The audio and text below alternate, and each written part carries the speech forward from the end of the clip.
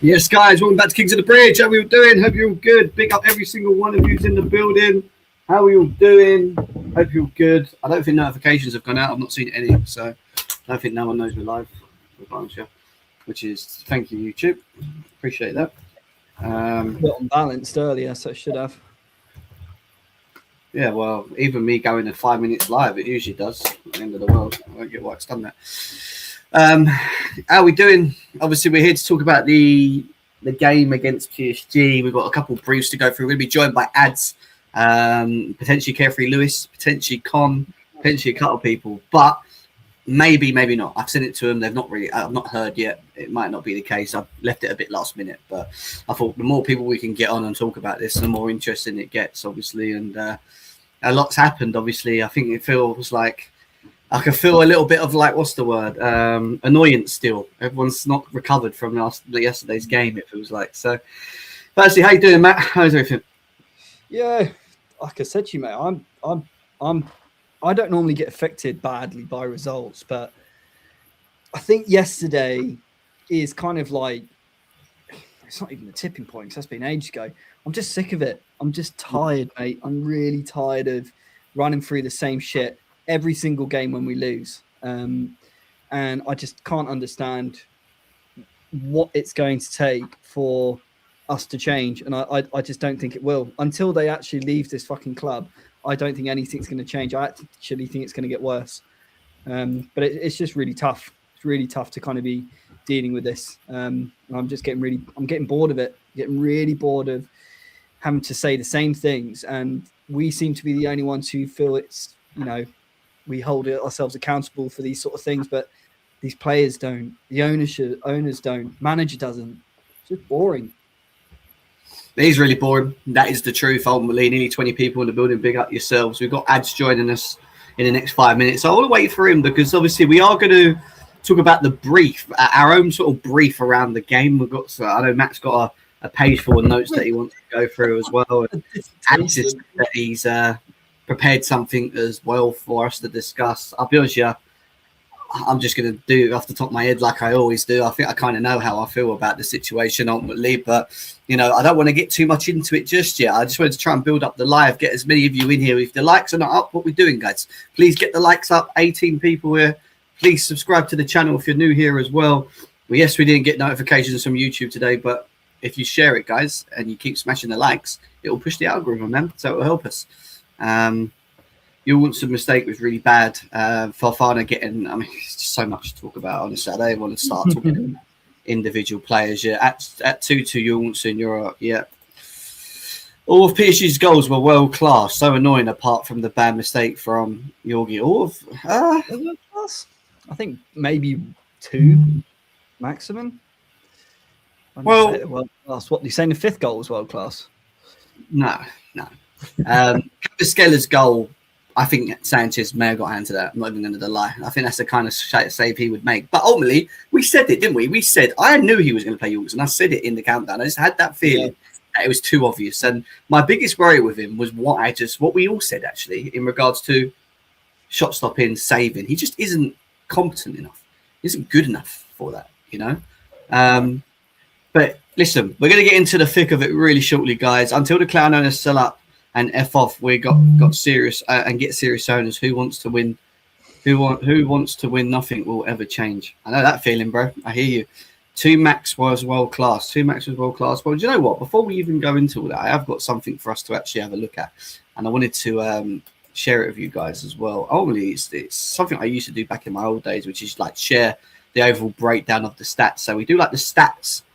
The stats comparison first of the game, and then obviously then we start talking about how we feel and how we visualize it. So obviously we lost 5-2. If you look at the top stats here, you can see that they had more ball possession, 58% to our 42. But our expected goals was 1.57 to their 0.90. They literally didn't even hit 1 XG, and they scored 5 goals. How does that make any? I don't think I've ever seen a stat like that in my life, where a team scored that many goals but has that low XG compared to the person that has only scored 2 goals. Make it make sense. It's crazy, isn't it? Absolutely nuts. Yeah, go on, mate. No, I think you're right. If I have that for your stats clear, And then you go on from that. You've got nine total 9 shots each. And this is the real difference, really. We had 4 on target. They had 8. 8 out of 9 shots on target in their game. And that really goes to show how clutch they were yesterday. And, you know, they did what we did to them in the Club World Cup, in my opinion. They had their chances. They had their moments and they took it. And ultimately, they weren't as clumsy as obviously we are. We know there's the bozo elements and all that. We've got to get into that. But in terms of what PSG did, we're not even talking about Chelsea yet. In terms of what PSG did to us yesterday, yes, we matched them par for par. I knew we would. This is why I said to you guys, I am not scared of PSG. I am scared of us. I am scared of us, and it will always be the case until we sort the shit out that we're going to talk about very, very shortly. Accurate passes 350. They had accurate passes, but we had 2 big chances. They had nothing. So we had 2 big chances to them. They created more they had more fouls than us. We had more corners by 1. Passes, we just spoke about that. Defense, tackles, 20 to their 23. Interceptions are close. And then it gets to the ratings of the overall players from start to finish. Kvaratskhelia, obviously coming on the bench, gets an 8.9% star, right, for his performance. 2 goals and 1 assist as well as soon as he comes on the pitch. But Enzo Fernandez was the next highly rated player on the pitch. And I honestly do think, Matt, if we would have drew 2-2 or even lost 3-2, and after that Jorgensen mistake, that I still think Enzo Fernandez would have been made player of the match if Kvaratskhelia didn't come on and absolutely destroy us, pretty much. Do you know what I mean? Couldn't agree more, mate. Couldn't agree more. Then you got João Neves, Bradley. But now the next Chelsea player that gets even close to Enzo Fernandez or joins us is Gusto. Gusto, yeah. 7.6 game yesterday. So in between Enzo Fernandez and Gusto, look at all these fucking PSG players: João Neves, Barcola, Vitinha, Dembele, Hakimi, Desiree Doué. I don't think there were all these ratings personally, in my opinion, 7s and 8s and like. I don't think so personally.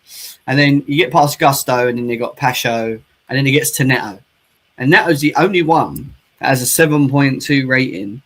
And then the rest of them, João Pedro. That's kind of Cole Palmer, by the way. Cole Palmer was not a 6.2 yesterday. I don't know how that works out when they get into that. Reece James, 5.4. Our 2 midfielders, look. Moises Caicedo, Reece James, 5.4, 5.3. Cucurella is a 5. And then it gets red, look. Wesley Fofana, 4.7. Trevor Chalobah, 4.3. Philippe Jorgensen, 3.4. Oh my fucking god, man! Honestly, you just couldn't predict this shit, could you? I felt like Enzo was the only player who actually wanted to win. I think a lot of people have noticed that, and do you know what? Even the ones that have criticised Enzo have come out and said, barring Enzo, he's the only one that looked like he really wanted it. I actually thought Gusto was alright, by the way. Yeah, I thought so too. Thought he'd done what he needed to do. I actually thought, I don't want to get into the players yet because we're going to do it, but I actually thought the only 2 players that played well were Gusto and Enzo. I thought Pedro Neto on the scale of it because he created their moments, but I still pissed off of him with 1 or 2 moments that he always fucking fucks up on. But other than that, if you look at the overarching, look what he's got on as well. They got man. Wild. What you weren't saying? Why would you wear that shirt? Why would you do this to us? That is mental. Yeah. It was in the wardrobe, innit? It was in the wardrobe, so I thought, why not? Why not? Outside of Chelsea, he's the biggest PSG lover I have known. Honestly, he loves PSG. That is his second team by heart, by nature. You know what I mean? I knew it. But this is what our club's made him do. Look, he should be wearing the Chelsea shirt right now. And he's wearing PSG shirts, man. Yeah. Like, painful. Absolutely painful. Good timing, actually. Welcome in. Good to see you, as always. Kind of started a little bit earlier than expected. I just wanted to get on with it, really. Just at that point.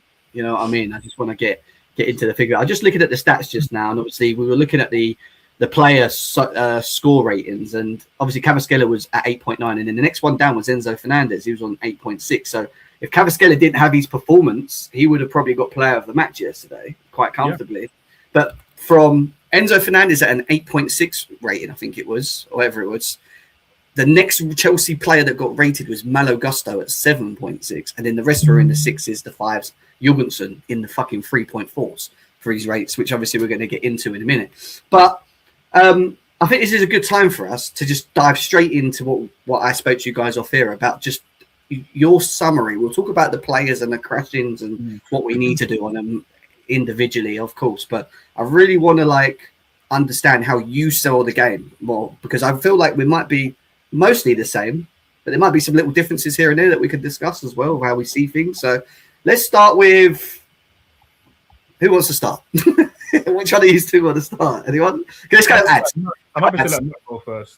Matt can go first. Go on then, bro. So, one word for it. It's naive. Really, I felt it's a naive performance. I felt it was naive from Rosinha as well. In particularly, I think we all know it's that one player. You don't bring in a style of play the way you do with playing on the ground against probably the best pressing team at the moment in the world. You don't do that. You don't implement that now, not in a game like this. You play the way I believe that we won it in the Club World Cup, which is going long. We didn't do that at all.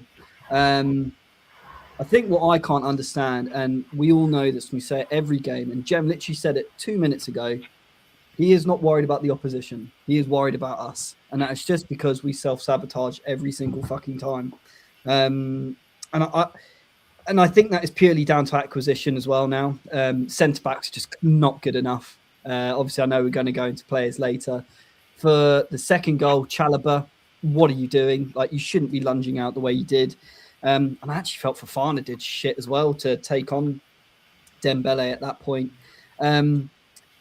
But I think for me, what I'm really disappointed with was that 75 minutes, what was it, 2-2? We would have all taken that. And actually, at that point, I felt we were close to winning it as well. They weren't doing much. And I felt that at that point, 2-2, going to the bridge is actually a really good result because we were lucky in certain opportunities. But yeah, 2-2, all good. But that 15 minutes capitulation was the complete reverse of what Tottenham did against Atletico Madrid. To me, that's just not good enough. I'm sorry, at a level of Chelsea, you cannot crumble like that. And the goals we conceded in those last 15 minutes as well, it's just not good enough in my eyes. And I felt the substitutions were too late as well. You don't bring on Lavia and Liam Delap. I mean, I'll have to say anything else than that with Liam Delap. It's a fucking joke. The days that you see who PSG bring on is Kvaratskhelia. And I put here on my notes, a pure winner. And under Abramovich, he would have been playing for us. With a player like that, we needed him. We would have got him. And look what he did. And granted, the goal, that his first goal, maybe Jorgensen could have saved it. But I was on the Spaces with Con yesterday, and he's right. Jorgensen is Kepa. He reminds me of Kepa as well. And Sanchez would have saved that.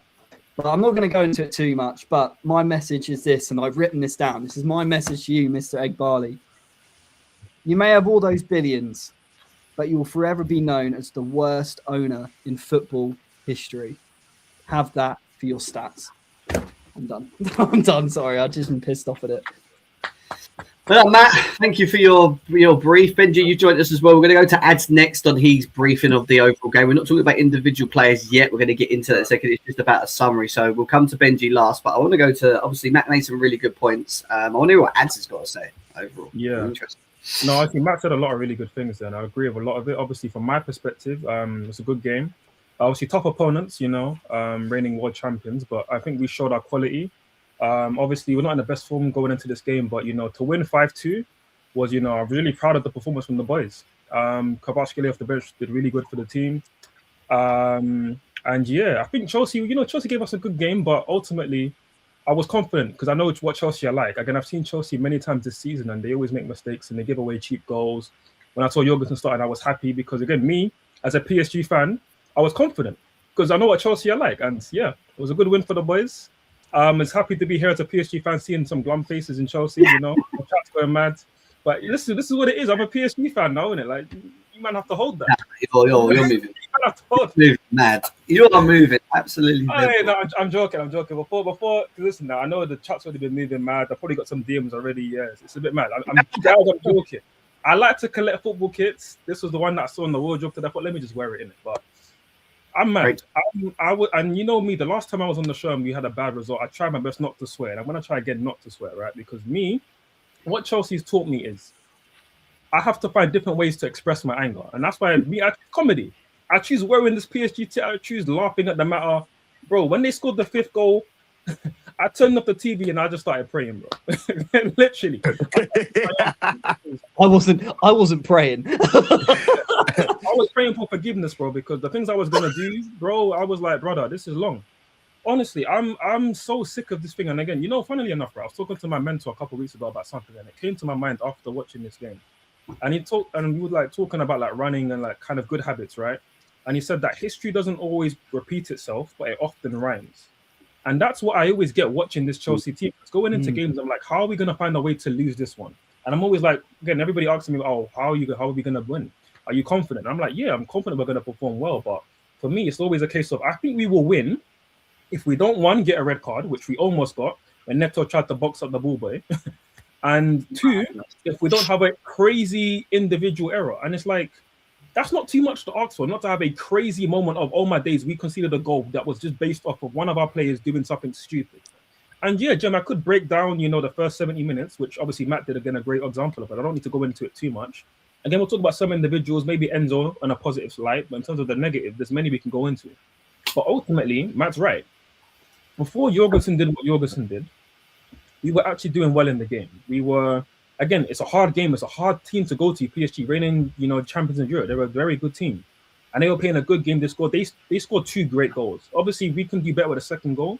But Dembele, that was quality. There's not many players who can do what Dembele did. Once Chalobah stepped out and he was 1v1 with Fofana, that was quality from Dembele. The first goal, maybe you can nitpick what we could do better. But I'll be honest, that was a great cross, a great cutback. And then Barcola chest finish, that's world-class goal, bro. It is what it is. But again, second half, we weren't playing an amazing game, but we were there. We were competing against one of the best teams in the world. And we were actually having one of our better moments. And it was similar to the Arsenal game. Again, like I said, history doesn't always repeat itself, but it does rhyme. And the Arsenal game was the same thing. We were doing well, and then Sanchez makes the mistake from the corner, and they score. And then Neto quickly afterwards gets red carded. And that's the thing I'm going to touch on today a lot. But just rounding up my point, we were doing well. We're building momentum in the game. We're actually kind of growing. You can sense their fans are a bit nervous. Again, not me. This is just a joke. I'm not actually a PSG fan. Real PSG fans were nervous. But then what do we go and do? Jorgensen gives them a goal, just gives them a goal. And it's like, it's so frustrating. It's because I got to a point now with Chelsea where I've reached a point of apathy where games don't really get me that mad. But obviously, it's Champions League night. It's first leg. It's a big game. And we're performing. And I'm like, oh, this is the team that I recognize from the Club World Cup where we perform well against the top teams and we do good. And then we throw it away. And it's like, again, I'm going to crash it on Rafinha. That freaking nerd. Again, the guys have been tapping this whole time. That decision to start this freaking goalkeeper is criminal. It's criminal. But again, Rafinha is going to get cooked. Jorgensen is going to get cooked. A couple other players will get cooked. But ultimately, we know what it is. It comes down to these owners and the fact that they come with this stupid philosophy of buying certain types of players, buying constantly young players, and now it's clearly feeding into the manager, where the manager thinks it's acceptable to be oh, I'm going to treat the goalkeeper position just like I'm going to treat outfield positions. I'm going to be constantly rotating and doing all this nonsense. Again, we will crash it properly on this bum Jorgensen, who is maybe just as bad, if not worse, than Kepa. Because those last 3 goals, I'll be honest, any competent goalkeeper probably stops all of them. And bear in mind, their second goal to their 5th goal, they had 4 shots on target, and all of them went in. All of them went in. Again, the 3rd goal, maybe Sanchez has a balls moment himself, because you know what Sanchez is like, but that was a bad moment. The 4th goal, great shot from Kvaratskhelia, but if you watch it back, while it's a great strike, Sanchez probably saves that. Knowing Sanchez, he saves that. And then the 5th goal, it goes through his fucking hand, bro. It goes. I swore. That's how mad I am. I don't even like to freaking swear, but I swore. That's my rant over. I'm sick of this club to the point where I want to be a PSG fan, but I can't, because I grew up on a great team that won great trophies, that had great ownership. And Matt, you're right. We could actually say logically And it's not even just rage bait. It's not even just, oh, we're emotional. No, we can actually make a very good argument to any football fan in the world that we have the worst owner in the history of football. You know what? Tottenham might be able to run us close because they run awfully too. But genuinely, we arguably have top 3 worst owners of all time in the history of this sport. It's criminal. And I agree, Ads. And I think what I was saying about that is that if you actually think about what they got given, someone's got a phone charger noise. It's ads. It's ads. Yeah, that was me. My bad. It was going through your whole speech, Ads. I was checking if it's me or right? Benji. I can hear you clear. You're good, but it just sounds like, when you plug your phone in, constantly. Yeah. I didn't think you guys could actually hear that. My bad. Shit. But I mean, what I was saying about that is just purely on the basis of you get handed a Champions League winning team, a Champions League winning manager, debt-free, and then to do that and do what you've done, that was the reason why. But I couldn't agree more with what you were saying, Adza. Yeah, I mean, I think a lot of what he says makes a lot of sense. Obviously, we'll go to Benji. Benji, confident yesterday, he said we're gonna do them, we're gonna this, that, and the other, and it looked really good for about 60 minutes, I guess. Never really led the game though, did we? Always fought to get back in the game. But what happened, man? What happened? First of all, big up to everybody in the building. It's good to be back as usual. I'm not really on violence, but fuck the French, fuck PSG, and fuck the Danish. Now, I'm a living testimony that I've been saying all this time, Danish people are not very good people. Finally, people saw that yesterday. Finally. Jem, I was very confident that we was about to win the game or at least draw the game if Sanchez was playing. And I said this throughout the stream. If Sanchez plays, I'm not going to be very worried. It may be some missed passes, but it's not going to be like the Jorgensen mistakes. Villa was already enough for me to see like, hey, if you tried this against a top team that can actually play football, it could go left. Now, the passes Jorgensen played, some beautiful passes, but listen, we actually needed to go long yesterday, but we just kept on playing short. But we're going to get into the tacticals later.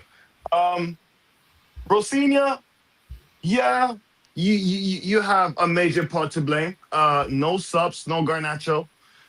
Neto never should have started, in my opinion. I think Garnacho would have been a much more of a threat on that side.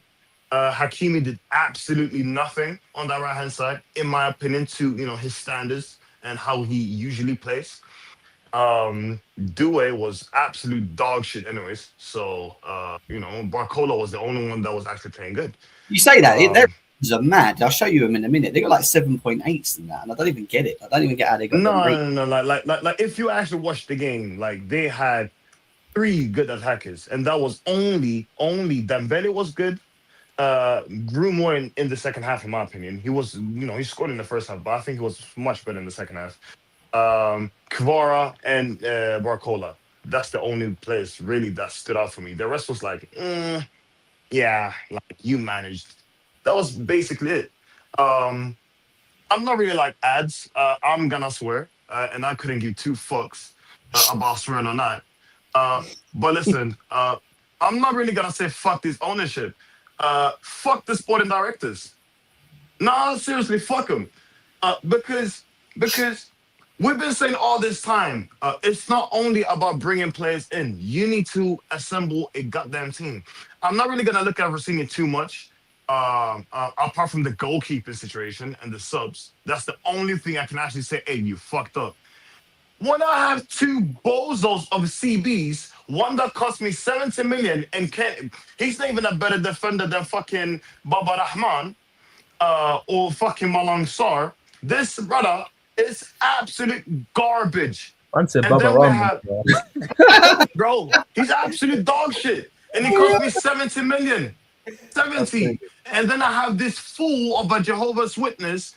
Jesus is Lord. No. No. Please stop all this talking about Christianity. Play ball. You see, when these players get onto the social media, And I see I'm gonna be a little bit like CB, shout to CB, and I see these players doing their haircuts with the black sprays. Listen, I think football players needs to be ugly like the old good times.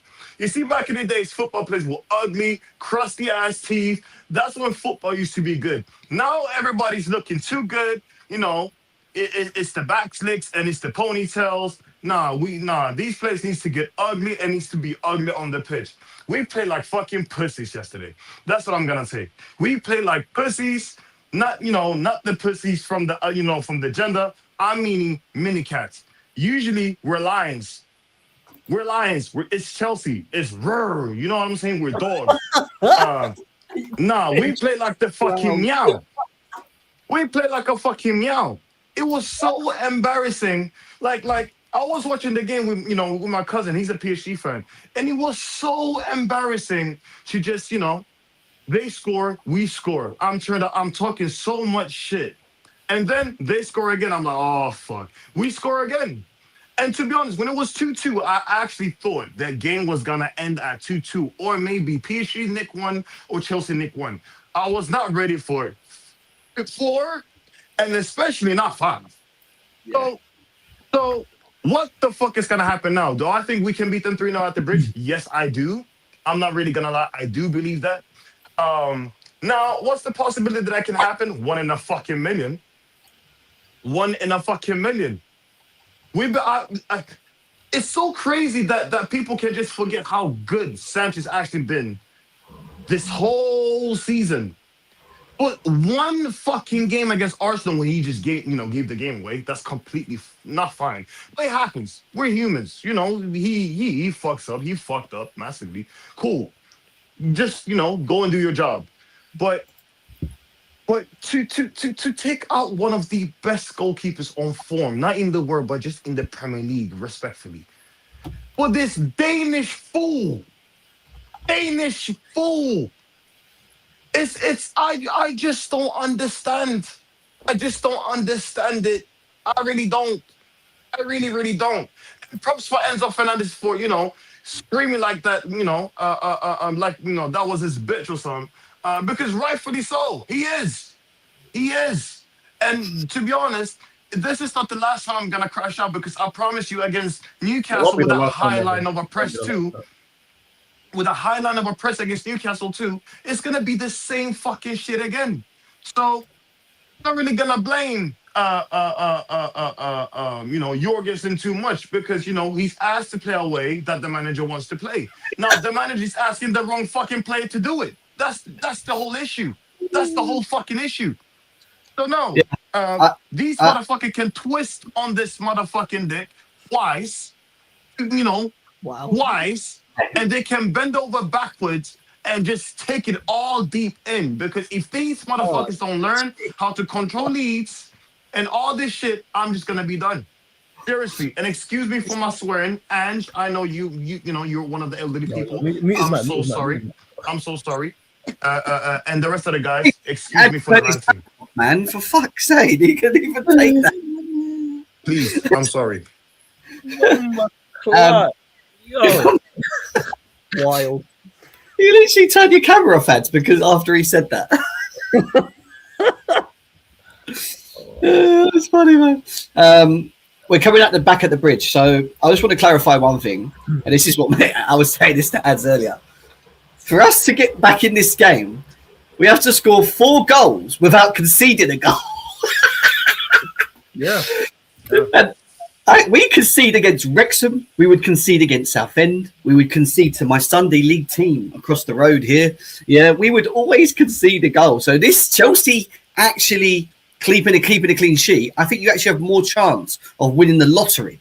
Go and do your lottery, honestly, than Chelsea not conceding a goal against PSG at home. Yeah, that means. I can conceive of where we score 4, maybe 5. No, are we going to stop them? Are we going to stop them scoring 2? That's what I was going to say. Minimum 2. Like, it's not going to happen. That's the problem for me. Do I think we could get 2, 3, 4 goals like Benji and Anson said? Yeah, I do. I think PSG defensively are fucking. They're bad. They're so bad. It annoys me. That's why it annoyed me even more in the moments that we created. We looked at the stats earlier. They had 0 big chances. We had 2.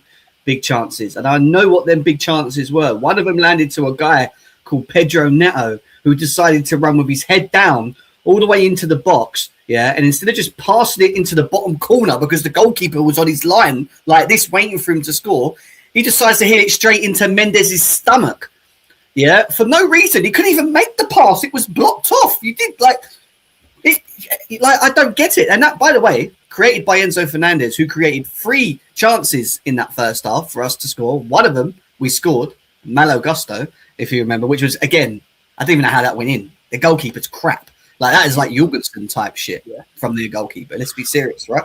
But look, we're going to get into the players properly in a minute. I don't really know, like, if I should just go on, because I could just go on forever. You know what I'm like. But, like, I'm getting bored of saying the same things as well. Like, am I angry about our defense? Not no more. Why? Because this is what I expect.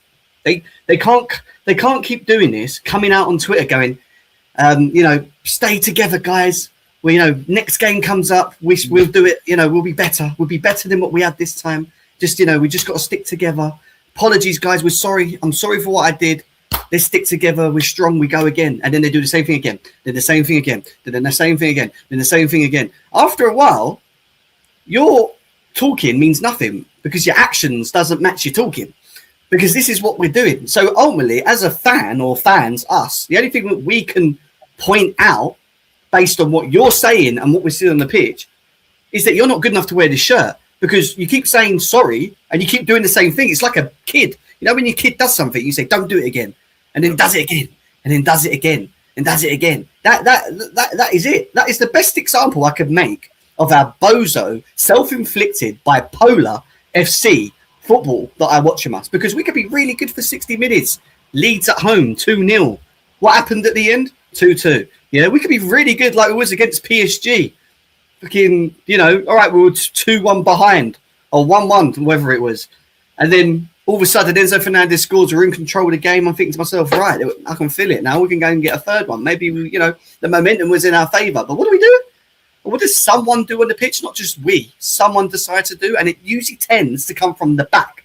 It's always these lot at the back, yeah?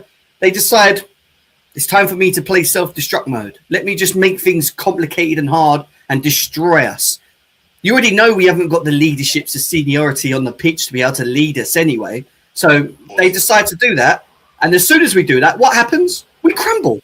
We lose it. We've got Neto kicking kids. We've got blimmin', do you know what I mean? We just, it's a shambles. It's a shambles. We have no real strong mentalities on there. I love Reece James, but I'm going to be honest with you, yeah? I don't think he's a good captain. I've thought this for a while. And what I mean by that is I don't think he's a bad player. I think he's amazing. I think he's world class. I think he leads by example. But his leading is not leading when you're in, like, how do I explain it? Like, in the moments when you need someone to, like, just, like John Terry or Thiago Silva would do. He'd be shouting all day. Hey, you over there, you over there. Like, that's the sort of vocal person I want. And as a captain, I think you have to be vocal in a team where you've got inexperienced individuals. And I want him to do it more. But I just don't know if that's in Reece James. That might just be his personality. But then I'm looking at someone like Enzo Fernandez, smash throwing balls at Jorgensen. He's doing stupid things, yeah? Shouting and screaming across the pitch. Whether he's playing well or not, whether you dislike him or not, you cannot criticise this guy for how much he does care about this club. Yeah, because he shows it on the pitch. Every time he tries to, every time he does try, even when he's shit. Yeah, like ultimately, Enzo Fernandez yesterday was by far our best player on the pitch. Yeah, he stepped up when we needed him to step up. He scored a goal that, by the way, the other 10, who's been playing shit, forgotten, we're going to get into it in a bit, should have scored, because if he did score, that moment, we wouldn't have had that moment that happened at the other end where they were on the counter. And I'm not sticking up for Chalobah and Fofana, but I'm bored of talking about the defence and moaning about Chalobah making that run there and Fofana getting beaten on one-on-one like as if he's tossing against Brentford, yeah? Because we say the same thing to toss him when he's one-on-one with people. I'm bored of talking about them things because I know what they are. That's what they are. It's what it is. We are only going to beat teams if we outscore them. And the problem with a team like PSG is if you give them too many moments with a goalkeeper that really isn't good enough in terms of shot stopping as if, compared to Sanchez, yeah, they are going to take their moments. And that's what happened yesterday. We had 9 shots. They had 9 shots. They had 8 on target. We had 4 on target. They scored 5 out of 9. We scored 2 out of 9. Like the rest of it's history. You could, Reece James had a shit game. I thought he was bang average personally. I thought Caicedo struggled a little bit, mediocre-ish in my opinion. It wasn't in and around it all. I thought Cucurella, I actually thought the two best players, and this is just my opinion, and we're going to talk about players now, were Enzo Fernandez and Malo Gusto, and they're the ones we usually criticise the most. I thought Malo Gusto done quite well off the right. At least he had moments, but he dealt with who was on that side, Barcola, quite well. In moments, he scored that goal. Don't know if it was his fault. I can't remember if he let his guy get away in the box. But ultimately, it's just so frustrating that we play like that, guys.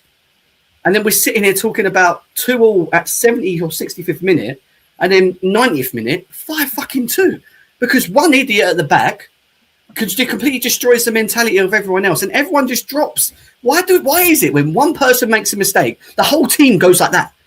Why can't they pick it up? Come on, we can go. Don't worry about it. Come on, let's go. They haven't got it. They just crumble every time. It's just I can't do it. It's so frustrating. If I can answer that last point, because that's the real issue of this team is when ish hits the fan, it just implodes straight afterwards. These guys implode. It's like if you were a boxer, it would be very skilled. This team, like I said, even against the best teams, whether it's Arsenal in the league, who we know are very hard at, they are very good at not losing games. You can criticize the beauty of their football, how effective their attack is, but at the end of the day, Arsenal have only lost 3 games in all competitions this season. They're a very tough team to beat. We played them 4 times, and in all of those games, we've been in them. We've been better for large parts of most of those games, or a lot of those games, I should say. But yet we always find a way to lose or to throw away winning positions, whether it's individual moments and records. And that's why I say if this was a boxer, if Chelsea were a boxer, they would have all the skills. They would have the jab. They would be able to move. They would have power punching. They could get knockouts. But as soon as this Chelsea team gets hit on the chin, they fall. They fall. They don't know how to react to pressure. They don't know how to clinch. They don't know how to just survive. Maybe take a round or two off and just survive and just see it out to the final bell. No, this Chelsea team finds a way to get knocked out. They will serve up their chin on a platter and say, hey, PSG, hit me right here. Hit me right here on the chin. That's what they do. Chelsea are the Amir Khans of boxing. I won't forgive. Listen, what came to mind. Amir Khan came to mind, but I thought that's almost a bit harsh on Amir Khan. Amir Khan, basically, them at the top, this is all on them. They're not getting away with all this. This internal solution bullshit. They keep they're telling Maresca, and we all cook Maresca. Oh shit, he ain't get the best out of the players. Why is he not playing him? Why is he not doing this? Why is he not doing that? Hey. No. We're not gonna do this today. No, not today. We are. No. We're not praising Maresca today. No way. You had to be finished. The same problems that we are finding ourselves in now was happening the same as Maresca. The problem that I have with all this is it doesn't matter who the fuck comes through that door and manages these teams. They're still managing a bunch of good players and a bunch of retards that ain't good enough, right? So whatever formation you want to fucking do, it's not going to stop Jorgensen from doing something stupid, or Tosin, or Badiashile, or Chalobah has a moment, or Wesley fucking Fofana, who cost us £70 million, just being a dick, pretty much, yeah? There's always someone that just can't help themselves, yeah, around the ones that are actually playing for the fucking club, yeah, whether it's Palmer, Caicedo, fucking Enzo, Cucurella, Reece James, these João Pedro, for example, yeah, who, again, we'll talk about him as well, but my point being, bro, is it's the same rift problems. We're not praising Maresca. I'm just saying it's the same fucking bullshit, and I'm fed up having the same talks about the same game style of ways. Would we have lost? Let me ask you this question. This is just a general question before we go into the players. Would we have lost the way that we did yesterday with Maresca as manager? Just answer that question. Just want to know. Because Sanchez is playing. That's the only difference. Well, maybe, yeah, I guess. But my whole thing is, the manager, it doesn't really change too much of what's happening. You're right. Again, that's exactly. And your earlier point about you don't want to talk about the centre backs, I agree. We could crash it on Fofana and Chalobah, but we've done that many a time. Who cares? People I want to crash it on, Rafinha, like I said earlier. Maybe Jorgensen, but again, I know what Jorgensen is. So what I saw didn't surprise me because I said it in the group chat earlier before the game. I can see Jorgensen having a howler. And again, that doesn't make me Nostradamus. Anybody could have predicted that. But again, I'm not going to talk about the centre backs really. I will talk about Jorgensen maybe because we don't crash on him often. But again, we've seen that. I will talk about Cole Palmer today. We will talk about Cole freaking Palmer today. And you're not allowed to do that because Coutinho's we don't want to make people cry. Yeah, so people all start. these virgins in the chat who know maybe Palmer's their first love and that's who they wank to at night. I don't care. I actually don't care. I don't care. We're gonna crash it on my man because again, I'm old enough to have seen legends like Gianfranco Zola at my football club, Frank Lampard, John Terry, Didier God damn, you're Drogba, old. and Eden freaking Hazard. Yeah. So I don't care about no Cole Palmer, bro. I don't care. We're gonna talk about my man and keep it real. Right, let's start from back to front then. Philip Jorgensen, what do you want? I ain't got nothing to say about it, by the way, because I know what he is. So if anyone wants to crash, So rating out of 10, -5. And again, most of my smoke for my man comes to Rafinha, the nerd in charge, who we will get to. We will get to Liam Rafinha, yeah? We will get to Liam Rafinha, but again, -5. And again, in fact, -7. And again, the reason why I don't like to swear is because, again, obviously you can swear. Obviously, you've told me before that you don't mind if we swear on the show. Maybe it doesn't demonetize or whatever, right? you can swear, man, do your thing. This is Oh, no, point of of course, it. I know I can. It's just for me, my mentality is I don't like to let men or women or anybody have control of my emotions. So how I like to keep checking. Of course, I hear that. If I choose, I don't want to swear, I'm gonna make a decision not to swear. But again, this club gets me so mad.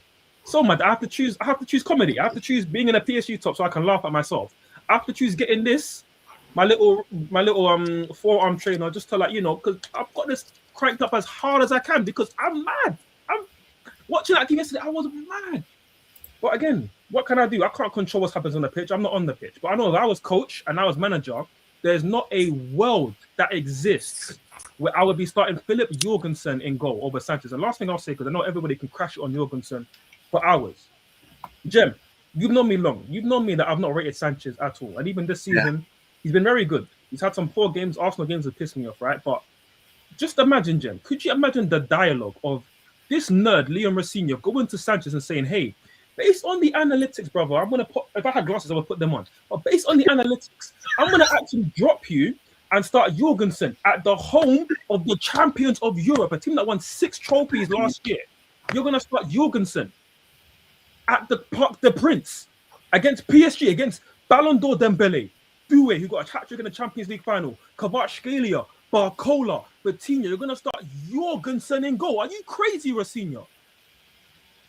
-20 for Jorgensen. That's what I would rate him out of 10. -20.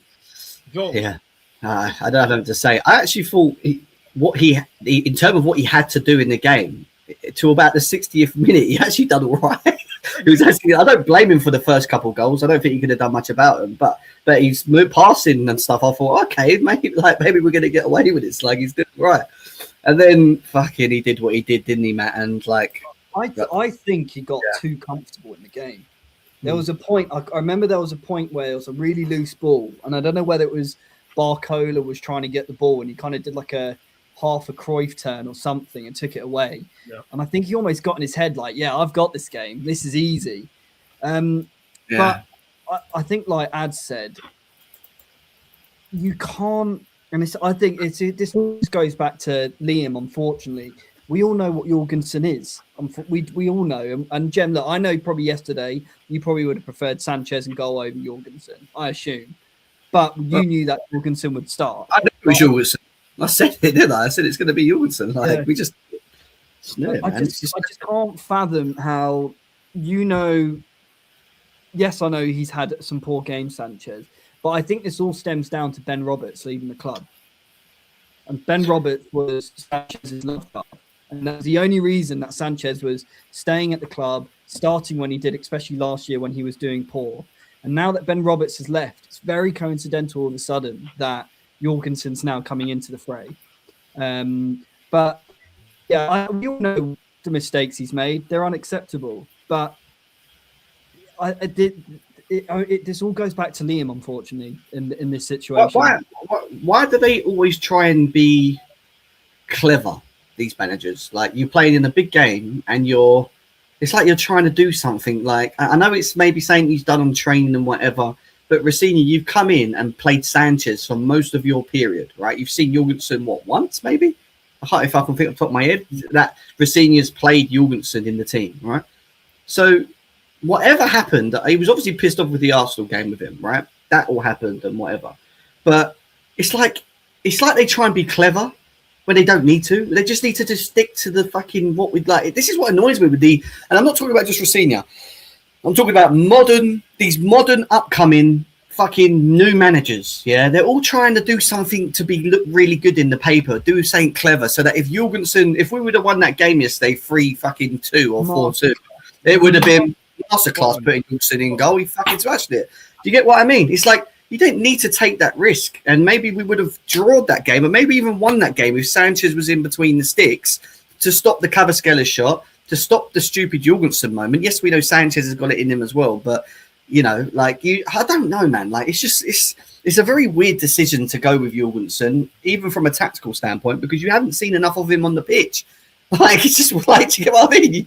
You've been playing Sanchez. Matt said it earlier that like obviously the game plan in the Club World Cup was to be a bit more direct, so we played more long balls, obviously, which is why I'm going to big up Maresca, obviously, for that tactic. And again, I'm not going to be rage bait, because I wanted to rage bait. I could rage bait Benji by talking about Maresca and saying, oh my god, Maresca made a fair share of mistakes, but if we're going to compare just the two games, for whatever reason, Rossini wanted to make this a lot about more short passing and build up, which has its benefits, but there's some risk you need to take, and that was not an educated risk for you. That was not a sensible risk to take against PSG in the the first leg of a two-legged game.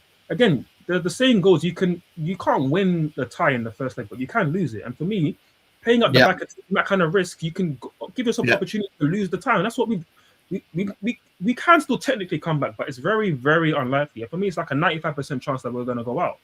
And for me, again, with the lineup that we had, the outfield lineup, I was happy with. You can maybe make a case of starting Santos, whoever in midfield, and Reece James at right back, but whatever. But with Gusto at right back and making those runs in behind, you can make the choice to be a bit more direct and play more longer balls, and we didn't do that. We wanted to play more out the back all the time. And then you need he's actually, if you have Prime Edison, calm, do that. Prime Edison's calm, not freaking Jorgensen. Last thing. What Benji said about Danish people, we at Kings of the Bridge, we do not co-sign that. Danish people are great. This is only one person in Jorgensen. Danish people are calm. We're not going to now announce all Danish people in the world. We're not going to do that. But yeah, Jorgensen, though, we would announce him. He should leave my football club today, if not tomorrow. He should never start another game for us ever again in his life. If he does, Rossini, I will be seeing you in person. Well, I'm going to put my tinfoil hat on here. Do you think at all that this was a board decision to put him on to raise transfer value? Yes. On the big stage. No. On the big stage in Europe, I mean, it's completely. No, because now what we're doing is we're trying to move the blame from Rossini to the board on something it wouldn't he should have full control. It wouldn't surprise me though, Jem, that something like this would happen. Because they're be honest? Clueless. They're that clueless that they would do something like that. Everything about the build-up and structure of this team and certain players even wearing the Chelsea shirt, right? I get that. But you can't tell me that these managers are robots and they get told to play players that maybe they don't want to play. Rossini is a robot to a degree. And listen, I think Matt's theory is good. I could see that being real. My theory is more that Rossini is such a nerd. And again, I like nerds. Nerds run the world. But in this case, he's actually a proper neek because he's trying to make football so scientific and so like almost to the molecule. We have to manage things. It's like, I'm going to treat the outfield players just like a goalkeeper. And again, you saw when he came in, and obviously he says everything right. He's a very well-spoken individual, very smart individual, intellectually very smart. But it's like, I'm going to make sure I do everything that Maresca was criticized for doing. I'm going to do it right. So I'm going to overly rotate. I'm going to do all this nonsense about making sure every single player is this, that, and the third, blah, blah, blah. And now I'm going to be like, I'm going to treat Jorgensen like he's just an outfield player, and I'm going to trust him and start him. And I feel like that sentiment is coming from the board. So while the board haven't said, for me, in my opinion, this is my working theory, I could be wrong. But while the board haven't said, you must start Jorgensen to raise funds for him in the summer, I think they've said to Rossini, like in terms of certain players, we want you to rotate and have that sort of levity to be able to that ability to be able to rotate anybody you want. And Rossini's thought, let me take that to the nth degree and even rotate my goalkeeper in the first leg of a Champions League knockout stage game. It's criminal. Well, he's got the FA Cup to do that. That's why it don't make no sense, But go on, Benji. Yeah. No, like I do understand Ad's point, and it sounds ludicrous, but it does make sense. Even though because my thing is, now when I'm a little bit more calm down now, so I'm actually not gonna. But the thing about yesterday is the tactics was actually good. If you just look at the overall game, it was not really too much. Yeah, like it wasn't like too much tactically that you could have improved. Maybe like a couple of tweaks, of course. It was just more like we didn't take our chances. That was mainly it. But one thing that I do have an issue with is the short passing from the goalkeeper, because that was one thing that I actually highlighted to Jem that we might see more from Sanchez, because that was how Mike Penders played at Strasbourg last year, or matter of fact, this season, should I say. Um, that's my only issue. So, like, Yeah, I don't know if this is gonna continue. yeah, If it does, then like it's a high risk, high reward, because, like you said, if we win that game, like it's a masterclass for the organization. Like it yeah. actually is. But the fact that we lost that game, but everybody still has to play, it's a give and take. But I'm pretty sure, like I'm not even gonna lie, I'm pretty sure Rossini knew exactly how that game was gonna go. I think he was banking on the draw. And that's what I said to him, because I think he was banking on the draw. We're just going to explore space. And then we're going to close the game after 75, 80 minutes, go with a draw, and just go and win at the bridge. Well, we didn't, and like Ad said, Yeah. going to a game where you just don't, you don't lose heavy. You manage it, which is what we should have have done. We didn't. And do you know what was more funny than anything was when I saw an image. It was the image of when they went to the subs, like where the subs warm up and that, and we had like 4 defenders warming up and Lavia, and I was sitting there, and then there was the lap at the back, right? And I just started laughing to myself because I knew that now we were 2-2, that he was going to start going more like defensive, right? He decided to take João Pedro and Palmer off. Granted, they weren't playing the greatest games, so we're going to get into them, whatever. But when your defense compiles of fucking bricklayer Liam Delap coming on the pitch, and then you're looking at PSG bringing on fucking Cavaskella, yeah, you just got to laugh. I was, do you know, I have not laughed so much, yeah, and I know it sounds really bad. I laughed when I saw Cavaskella come on, and then it went to us, and Liam Delap standing there going, I just started laughing. I was like, we're fit. And then do you know what made me laugh even more? His first moment, he gets one-on-one with Pacho, yeah, and instead of just putting your foot through the ball and putting it to the corner, he done like a shovel shot. He shoveled it. He shoveled shot. Like, it was the weirdest shot I have ever seen from a fucking striker, right? And this is the difference ultimately. And this is why it recollects all the way back to the ball. When you don't have the quality on your bench to be able to make differences in the moments that you need to help, help the squad get along, help the team, you're going to suffer. And that's why we've suffered against the likes of Burnley at home, where we made fucking 4 defenders go on the pitch, and we conceded in the 93rd minute, by the way, yeah, because we didn't really have the quality to hold the ball and carry it further up the pitch. So he goes into defensive mode, because ultimately, who you got? Guiu, Delap, and Garnacho at the moment. That's it, because Esteval's not fit. Gittins is on his way back. What are you meant to do from an attacking point with that bench? So what does he do? He goes into negative. Oh, well, if we're drawing or we're winning, then we'll bring on 4 defenders. But guess what? We can't defend. So it doesn't matter how many defenders you got on the pitch. It's boring. But guys, listen. Yeah. Who do you want to talk about next? I'll let you guys pick a player. Who should we go into next? Cole Palmer. Yeah, for sure. And just before we go on Cole Palmer, and I know you were just saying that there, Jem, about Liam. Actually, no, we'll wait, because I'm sure we'll talk about Liam. We'll go on to Cole Palmer. Liam next with João Pedro, yeah, because we're going to talk about João as well. But go on then, Ads, take the stage, bro. What are we saying? I don't know for sure. Again, like I said, we could talk about centre backs. We could talk about our wingers. We could talk about, Teabag, or AKA Pedro Neto. Again, shout out to Prison Break fans out there. You know who Teabag is. I mean, obviously, he got a great assist, but again, he does some stuff over 90 minutes that just frustrates you, as well as wanting to boot the ball boy. But let's talk about Cole Palmer. Cole Palmer. World-class Cole Palmer. Our best player, Cole Palmer. Chelsea legend, Cole Palmer. Trademark Cole Palmer, with the whole trademark thing already, Cole Palmer. Yeah, big game player. Yo, Mosey. You read my mind. Big game player, Cole Palmer. Perfect. You took the words out of my mouth. Let's talk about big game player Cole Palmer, because listen, the first season, we're not going to take that away. He was world-class. And I said it, he was a world-class player. And for me, there's certain players where, for me, world-class naturally, for me, you have to mash work for 2, 3, 4 years at a high level, right? But there's some players, if you're so good straight away, you can just give them the world-class tag, because it's just proven. Like Yamal, even at 16, what he was doing for Barcelona and then what he did at the Euros, I don't need to see that for 2-3 years. I know that's world class. I know what world class looks like. I've seen players like Eden Hazard, prime Mesut Ozil, prime, whoever else in the Premier League going to talk about, Mo Salah, Henry, Rooney, go on and on and on and on. Cole Palmer's first season and even the first 18 months, because the start of last season, right, before we kind of fell off, when we were, in a title race, and Maresca was doing the whole, I don't believe in title race talk, blah, blah, blah. You guys remember that time, right? Palmer was world class for 18 months, and it was like at a level where it's like, I know this guy's so good that I don't need to worry about world class tags. I can put my balls on the line and say he's world class because he's not going to let me down. I was wrong. I was so wrong. He's let me down beyond belief, because even last season, despite starting the season off good, how many big games did we have at 4:30 kickoff on a Sunday, UK time, and he was trash, and he let me down, and he was poor, and it's happened in so many big games. And listen, the Club World Cup, he wasn't great in the Club World Cup. Let's be honest. He got the whole player of the tournament thing. That was, for me, that was a bit fugazi. But the final, he was great. PSG, he done his thing. And you know what? Betis, even though the club Conference League, we should win now. Who cares? But I'll give him credit for that too, because we were playing crap in the first half. And but Badiashile was awful. He got hooked.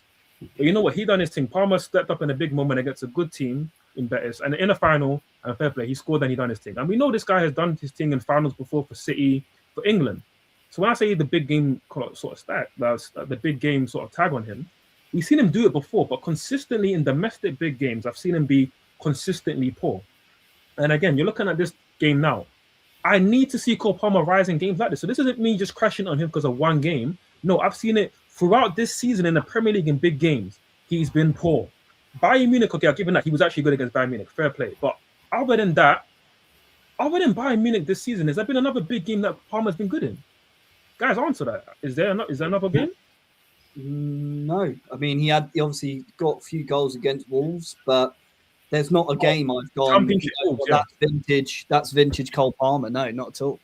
And that's my point. And again, I'm talking about just big games. So obviously, I mentioned Bayern Munich. I thought he was actually really good. Fair play. PSG Club World Cup, cool. And you know what? I'll give him Betis, even though Real Betis aren't a big team. But you know what? Conference League final, we were down, I think, 2 goals or whatever it was. So that was a big moment. Fair play, he stood up. Other than those 3 games, in the last maybe 18 months, I can't think of another big game he was really good in. Big game. And that is terrible to say about a guy in Cole Palmer who you can say, again, he came off the bench and he had 2 assists against, fair play. I would say he was good. So there may be a couple others where he's been all right. Maybe there's a game against Newcastle that I might have forgot about or whoever, where it's a good team and he's done his thing, right? Cool. But again, I should not be talking about Cole Palmer like this. For me to be saying this is crazy. And again, I know my football, innit? Respectfully. I know my football. I'm not even on a humble thing. I know my football, respectfully. So for me to be saying this about Cole Palmer, and there's not many examples, because Jem and Matt know their football too. So if I was wrong, they would be like, wait, ads. No, Cole Palmer was good against Arsenal in this game last season, or Liverpool, or Man City, or Man United. And other than the United game, the comeback where he scored in the last minute or whatever. And that, by the way, when Palmer's good against a crap Tottenham or a crap United, I don't really care. It's good, but I don't care. I want him to do it against really good teams who are in the pits of hell. And for me, Cole Palmer in so many games against the big teams. Last thing I'll say, against the big teams, Cole Palmer has been so disappointing for a long period of time now that I'm sorry. There's no way I'm going to be giving him, grace. Like sometimes I would give to Caicedo when Caicedo has a bad game. But you know what? Caicedo's getting so much body of work where I can let it slide. Same with Reece James to a degree. And maybe same with Enzo for Jem. Because, and Jem knows I'm always on to Enzo. But you know what? Enzo was class against PSG. Class. But hey, Palmer, once again, you stank the gaff out. You absolutely stank the gaff out. And if he doesn't fix up soon, I won't care about, Palmer's linked to Man United and people are trying to trigger me with that. I won't care because he's performing like crap. That's my rant over, man. I'm sorry. I just want to quickly say on the stat part that there's this season we've won more games. I think it was 68% or 78% without Palmer than when we have, which is crazy to say, isn't it? Like we've lost more. We've lost. What was it? Yeah, it was crazy. Like the win percent rate without Palmer was like 60 or 70%. I think it was 70% of him. Yeah, it's crazy. That's a crazy stat for me. But I mentioned this yesterday in the group, Matt, and obviously I know certain people didn't like the mention of it, saying like he was good in the first half and not in the second. But I think the problem with Palmer, bro, is that I think he's put such a high like level to his name, because of the way that he came into the Premier League and the way that he performed, that no one expected it. We bought this guy, everyone was like, who is this? Like, why did we buy this guy? Like, is it like, why did we rush to get him? Like 45 mil, who is he? Whatever. He comes in and he does something absolutely crazy in his first season, right? He has a decent second season until the end of the season when he just stopped scoring when Jackson got injured, right? And that was around Christmas, January, and then onwards he was a bit dead. He had a good Club World Cup, yeah. He came back, and then since that he's never really been fit. He's had this groin injury and what here and there. He's not really got into the team much. He's not played much football. He went to Bayern Munich, had his best game, and then after the Bayern Munich game against Man United, the first 10 minutes we got a fucking red card, and he got taken off because that's when his groin injury started, right?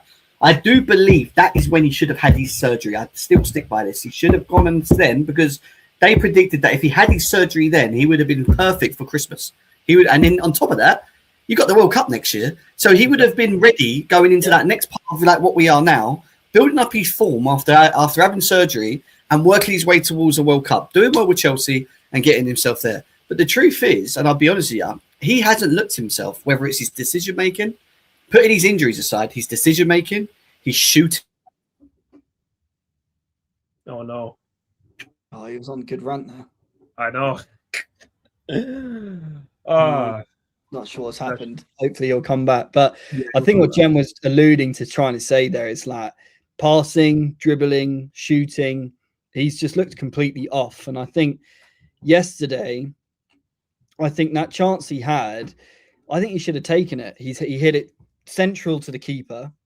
And again, this isn't the first time that this has happened. He did it against Burnley as well. And there's many times this has happened this season that Palmer of old, when he would shoot, it'd always be dead in the corner, like laser into the corner every time. Whereas now, I mean, Jem's right. He should have had the surgery. And big games, yes, barring Napoli, he goes hiding. Hopefully Jem's back now.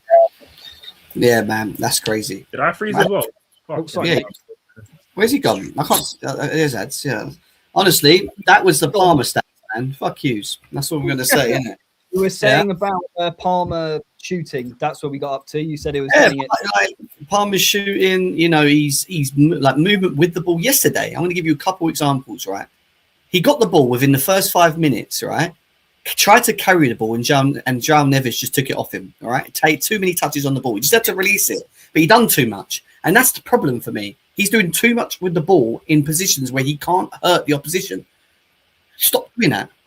Do you know what I mean? So. Let's get ads back in for a second. Yeah, the Palmer stand's got me as well, bro. It's long. I'm fucking frozen. Do you get what I mean by that though? That first 10 minutes, right? He loses the ball to João Neves in an area where he's doing too much in the first place. He doesn't need to be holding the ball that long and just losing it like that. And this is my thing with him. He's doing too much in areas where he's not affecting them. You're coming deep and you're trying to do little flicks at the halfway line and run round people and then try and run off and then just niggling away at you. And then and he loses the ball sometimes, right? I don't need that from him. I need him to just do what he was good at doing when we first got him. Basics, flow, at the Cole Palmer flow, you know, the way he plays the game. One touch football. 9 times out of 10, what does he usually do? Makes the right pass. Knows when to shoot. Knows when to fucking absolutely skin a midfielder or defender by nutmegging them because their legs are open. Like, everything was just flowing is the word with Cole Palmer. He hasn't been flowing for a long time now. And it's worrying because he can't seem to find that version of him at this moment in time, whether it's his injury, whether it's something psychological. We have to all understand that he's still very young still, right? So he was ultimately going to have this like dipping phase, right? I understand that. It's not that he should have hit that peak that he did and then gone again and gone again. I don't think that was possible. I always thought there was going to be a dip in his game. But for this long, do you get what I mean? For this long, you're this ineffective in big games against the Big Six, against Champions League games. Like, come on, man. Like, do you know what I mean? Like, that's my frustration with him because he is important. And we are so much better when he's better. When he's playing the way he plays, and it can be, I'm not saying he's Eden Hazard, but it can be to near them levels where you just can't stop him. He's just out there doing what he needs to do. And he's going to win this game without any help or with help. Do you know what I mean? He's just that kind of aura. Do you know what I mean? Like, it's just the way it goes with him. But we've not seen that for so long, you know?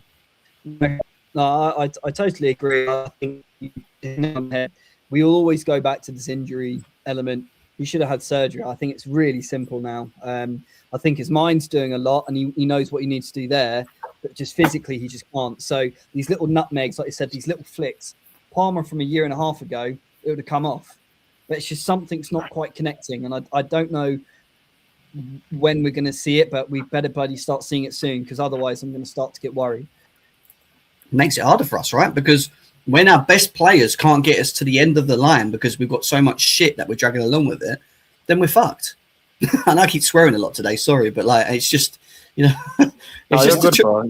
You're good, man. But I think just to that point, obviously we speak about the defense so much, and obviously we're not going to speak about them too much other than Jorgensen, because we know what it is. But obviously, why Palmer's frustration, that's why I lost control. I had my whole run until the Palmer stands got me.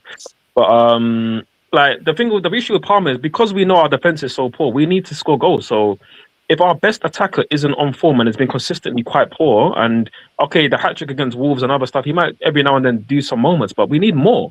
We need more, because João Pedro's been doing his thing of late. But obviously, nobody has really called João Pedro world class. Nobody's ever said that. Obviously, we know what our wingers are like. Neto got an assist, but we know what Neto's like generally most weeks. And Enzo, obviously, for me, I think it's been quite hit and miss at times, but Enzo was quality. And that, you know what, you get £100 million player in Enzo, right? And obviously £120 in Caicedo's case, right? So obviously these guys, every single game, one of these guys should be dropping for me at least an 8 or 9 out of 10. That's the standard that I hold them to because of the money that we spent on both of them. But for me, Caicedo wasn't quite an 8 or 9 out of 10, but Enzo was. And that's fine. Every single game, one of them goals need to be if not both of them. But for me, Cole Palmer, every single game, near enough, you need to be at a certain level. And he's not even been at a 7 a lot of games. A lot of games he's been at a 5 or a 4. Yeah. Yeah, but I'm saying on average, he's probably been at times of 5. And they're like, that shouldn't be the average for Cole Palmer. That's awful. That's awful. Well, what was Enzo Fernandez yesterday? Yeah, well, let's talk about it because again, you guys know, you know me anyway. How my versions of him. That's your long lost brother, yeah. We know. Well, you know, I'm so stubborn with him, Ads, is because the quality that we're seeing from him is what I expect from him. I do hold him to a high standard, but I don't defend him when he's poor. I've never have. If he's not doing enough, or I think he can be better, or whatever, we'll have that chat. But ultimately, if there's one player that I think the fans need to start chilling out about a little bit more, in my opinion now, it's him. Because he, you know, I'm going to rewind before Ads goes. I'm going to quickly just say this and I'm going to let him talk. When he was under Poch and he had his bad season, all of the biggest criticisms of him was that he doesn't score enough goals, he doesn't create, doesn't score enough goals, doesn't create, and he doesn't turn up in the big matches. He just feathers, like he's not even in the game, like he just gets bullied. You know, that was the stance. We can all agree that since he first come to the Premier League to now, that he's put on a bit of weight. He looks structurally a bit stronger on the ball. He's playing in a completely different position. So he gets to Maresca, and Maresca adapts him into this position where he's more like a box crusher, like 10, a 10 that's playing higher up the pitch to assist the players around him and trying to create and getting us to function further up the pitch. That was ultimately what Maresca wanted from him. And Maresca got a really good version out of him. He struggled at the beginning. He always struggles at the beginning of seasons. He doesn't start well. And he needs to. That's something I need to see him do from a consistency point. He needs to find his form soon. But he gets to like November, December, and he took off. And then from November, December, and yes, there's been a handful of games in between all the way up till now with like Leeds, for example, Lincoln away, where he gave the ball away and they scored in the first half, whatever. Other than these games, I would say that there's a lot more good about him than there is bad. Like I don't think there's that thing of like it used to be where it was like he's shit, he needs to go, he just ain't good, he can't do this, what does he do, what is he, whatever. That Maresca type of profile that we have now has then evolved onwards and upwards, right, in a different way, because now he's scoring in the big games. Because we can sit here and I can ring out a number of games that are big that he stepped up in and been a leader, and he's affected the game. He's either scored or assisted, and he's been the player you want him to be. He's scoring, he's assisting, and he's all-round game in terms of how we want to play. And I always say when Enzo Fernandez is playing well, usually we tick well from an attacking standpoint. Yeah, from a creation standpoint, it saves Palmer from getting even more slack, because if we didn't have Enzo in the team doing what he's doing, in his creation, would be even more shit. And I do believe that, you know.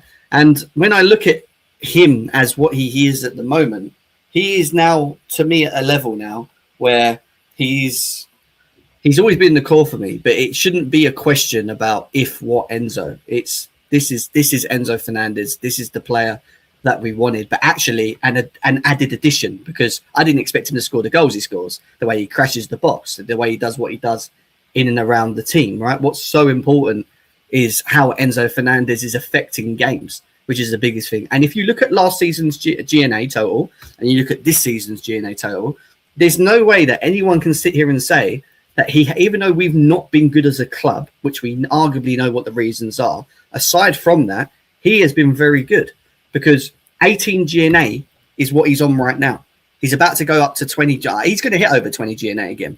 Last season, he was at 30 GNA by the time he got to the Club World Cup. He's going to do the same. He's over 50 GNA for Chelsea already. And he should be on another 30 plus more if we actually had killers up front, because this guy's been robbed of about 2-3 assists a game. And as bad as he is in some games where things are just not working, the passes are not going off, me and Ads have had this talk about him not playing through balls, about him not executing the passes in the final third.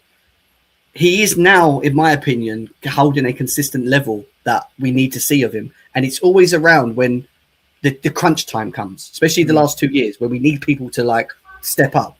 And he's doing it. So from a maturity standpoint, he's doing it. He's doing it from a stats points, because he's scoring goals and assists, and he's now on his road to being at the same level or more than what he did last season. So for me, he's now showing consistency in that level of things. So all you need around him, in my opinion now, is fucking players of the same quality, which is what we want in the window to help us get across that line, because he was so good yesterday. He done everything good on the ball. He was polished. Did you know he was being marked by Hakimi the whole game? Hakimi wasn't playing right back. Yeah. Hakimi was playing right inside pocket, like what Gusto does for us. We know when we used to play him in sort of that inside right midfield area pocket. Every time Enzo dribbled in, Hakimi was on him. And he was holding off Hakimi, who's 10 times quicker than him, and and playing balls quickly. And I just thought he was really good from a mentality standpoint, to leading, to creating, and then scoring the goal the way that he did, showing Palmer how it should fucking pull it in the back of the net. I just think he's been so good. And if he's not playing to the level that we need to the end of the season, we're fucked. I'm telling you, without him in the team, without João Pedro and Tim, I talk about them two more, because for me, they're the two that have just really carried us this period for a while now. He done it last season, at the end of last season. He's doing it again this season, so what more can we say? Well, let me jump in next as the resident anti-Enzo fan here, right? And obviously, Jem knows where this really began, because obviously I was always big on Enzo, and I always kind of compared Enzo kind of to Pogba in the sense that that's the big money signing who's got a bit of an offensive mind to himself. But obviously, he's kind of naturally a midfielder. He might be judged on GA, but if he's such a big money signing in midfield, he needs to work. And obviously, I could see a world where he's so good, and I think he's, again, like I said, even if he flopped here completely, I could see him going to Real Madrid and being quality there, just like I could have with Paul Pogba, right? So obviously, we saw with Paul Pogba how his stock, especially in English football, went down because it didn't work out at United, and part of that was on Pogba because he could have done better, but most of that for me was on the environment that he was in and the players that he didn't get bought to play with and blah blah blah, right? So with Enzo, Jem knows genuinely that I rate this guy very highly. Now, I've been very critical of late because of big game performances, obviously the season where he had a lot of injuries and he was quite poor, but I did also caveat that with the groin injury is not something easy to play with, right? Again, we saw what we've done to Badia Show before and after the brain injury, and even with Palmer now as well, we're seeing what it's done to him, to be fair. But again, with Enzo this season, I've been critical even this season. I think at times in transition, he's not been good. In the number 10, he's not been great. But again, I'm going to credit him, of course, for yesterday because he was quality. And yeah, Jem's right. Obviously, we're going to need players like him and relying upon people like him and João Pedro, because even when Enzo's not necessarily great, he is quite reliable in terms of getting us GA. He's reliable in terms of getting us GA, which, again, if you're not going to perform good, and I always say this, if you're not going to perform good, at least get me GA. Not everybody can be Frank Lampard. When Frank Lampard, most weeks is 8 out of 10, and he's also getting you GA. You know what I mean? Enzo, maybe he's not as consistent in terms of performance, but he's going to consistently get you GA, which I respect. And listen, I'll tell you two things about Enzo right now, right? He's quality, he's captain material, and I appreciate even in games like yesterday, he's the kind of guy who will stick it on a Jorgensen. Because I remember against Leeds, after we had the Arsenal game where he was even good. Obviously, down to 10 men, we were good. I mean, we started that Leeds game horribly, and we ended up losing that game, and that's kind of what started this downfall with Maresca. I remember first 10, 15 minutes when Sanchez was doing the madness with the ball playing, and other players were messing about. Even Esteban, who I love, was playing bad. Enzo was the one that was being like, guys, lock in. What are we doing? Like, fix up. And he's got that mentality in him. Again, I love Reece James. He's my favorite player at the club. But Reece James, obviously, like you mentioned earlier, he's not a natural captain. Enzo has more of that in him where he's the kind of guy who will get players up. And I like that in Enzo. I respect that highly. Now, last thing I'll say with Enzo, he might go down and be at a level where maybe it's not Lampard, because Lampard is exceptional, high level. Very few players are at that level. But Enzo could be one of the best midfielders in the league. But as much as he shows passion, he already is. But I'm saying he could get to a point where like he can be compared to, because obviously there's not many top midfielders in the league right now. But I'm saying like imagine we had prime De Bruyne, prime Silva, prime whatever. I think Enzo at his best could be at a level where he could be compared to those guys. If they were in the league right now, Enzo could be compared in terms of at his best. He's at the level at those guys, right? At the same table at the very least. But I'm saying you right now, as much as he shows passion, he loves the club, and maybe he has a Chelsea tattoo. Maybe he does. He's the kind of guy I could see that happening. He's not that loyal where he will stay here if we're still doing this nonsense. I'll be real. Reece James maybe, because he's Cobham and he's captain and whatever else. But I'm telling you, that you guys, especially you, Jim, because you love Enzo, maybe long lost brother and all that, get a DNA test, right? Do that. But for me, again, I like Enzo, but I'll crash it on him because I give tough love to the guys I rate. It's just like Palmer, because I love Palmer, but for Palmer like this, I'm going to crash it on you. Enzo, I like Enzo, but listen, Enzo might leave us, bro, before we get good, because he's not going to put up with nonsense. These Argentine guys, they will love to go and play for a Real Madrid or a Barcelona, especially if we're going to continue to do this nonsense.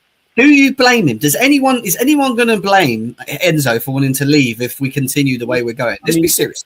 That's the thing I was going to lead on to with after what Ads was saying is really that performance yesterday for us Chelsea fans, even though it was fantastic, is fucking worrying, because what that is going to do is going to make, even if they probably aren't interested already and constantly knocking on the agent's door, the Madrids, the Barcelonas are going to be knocking on this man's door, because that performance yesterday from him, unfortunately, he's getting to a point, he is exceeding any ability, I think, of our current squad, barring maybe Reece James and maybe Joao at the moment. And when you get a player who starts to just constantly do this and it's leaving the rest of the team behind, there's only one way he's going to go, and that's to Madrid or Barcelona. And I'm sorry, he's done enough for this club. He has sacrificed enough for this club, being patient enough. He's been here since 2023, and the shit that he's had to deal with, the Potters, even the Pochettino, even being under Lampard as well, and now under Liam. Do you blame him if he goes? No one can blame him. And now he's won trophies, and now you're seeing him remonstrating more on the pitch. He's getting more and more frustrated, and that again, I like it, but that's normally a sign that maybe he might get fed up soon, maybe. And the thing is, you see Dembele at half time apparently saying, "Can you give me your shirt?" and tapping him on the shoulder and stuff. And like, this is what I'm saying. They're all doing their most to kind of sweeten it up. We saw the links to PSG before the game from El Equip, saying that they're really interested in Enzo Fernandez. And listen, I'll be honest with you, I thought he scored Vitinha yesterday. I know Vitinha scored in that, but I thought if you look at the midfielders in that game yesterday, I thought Enzo Fernandez was the best midfielder on that pitch by a month compared to them all. You know, we talk about Real Madrid, right? But honestly, Enzo at Barcelona, Real Madrid, PSG, within a few months, not even a few seasons, not even one season, not even, he needs to win a trophy. Within a few months, people will be like, you know what? Enzo's actually one of the best midfielders in the world. Oh, you know what? Chelsea was the problem, but not Enzo. That's what will happen. And listen, again, he's been very critical of Enzo at Chelsea. He can do better. But ultimately, in the right system, especially also in a different league where maybe it suits him a bit more, they will talk about Enzo. Oh, no, he's definitely one of the best midfielders in the world. Oh, Enzo, he's much better than Declan Rice. Those conversations will be had. They will be had. I think they are anyway. I just don't get it. I think there's not, in my opinion, there ain't no one that's got the passing range of him in the league, barring Bruno Fernandes. I've said this. There isn't. Yeah. There's the only two people that have got that vision on the ball to be able to make passes the way that they do. And the reason that I rate him and why I like him from an aesthetic standpoint is because he's a creator. He has the eye to be able to do things that other people can't do on the pitch. And that's my biggest thing with him, that when he plays to this level, right, he can separate himself from a lot of players on that pitch. He really can, because he can be that good and that influential to your team that every time he gets the ball, every pass that he knocks over that way or knocks over the top to the striker or plays through to Neto like he did that first chance that we created where the ball went zipped into João Pedro, he laid it off to Enzo and Enzo just hit it. He didn't even touch it. He just passed it straight away to Neto who ran through on goal. Unbelievable, yeah. I know what chance it was, yeah. That level of tech and quick football, the way he just went ding, ding, ding.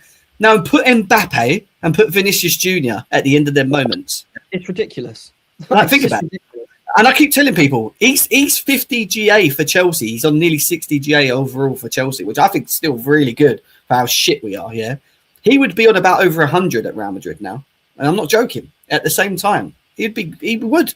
Because that league, he got more time on the ball. He's playing with better quality players that are killers up front. Mbappe scored 30, 40 goals this season. He would have another 20, probably, because of Enzo. Do you know what I mean? That's the levels that I put this guy, because he's that good of a facilitator, functioner, like someone that can just, he just oozes. And this is why I say so much about him. Caicedo's important, don't get me wrong. Reece James, I love them all. They're all the players I love. But when Enzo's playing well offensively for us, we tend to play well. We usually tend to tick. Because he's always on. He's on it. He's like bang, bang, bang, bang. Especially when Cole Palmer's looking like Dewsbury Hall, especially, bro. This is what I'm saying. As you've been talking about Cole Palmer a lot for a long period of this, right? Imagine we didn't have Enzo Fernandez with this form of Cole Palmer. Think about it. Yeah, bro, it'll be a wrap, bro. It'll be a wrap. The season will be done. We're going to be talking about top 5.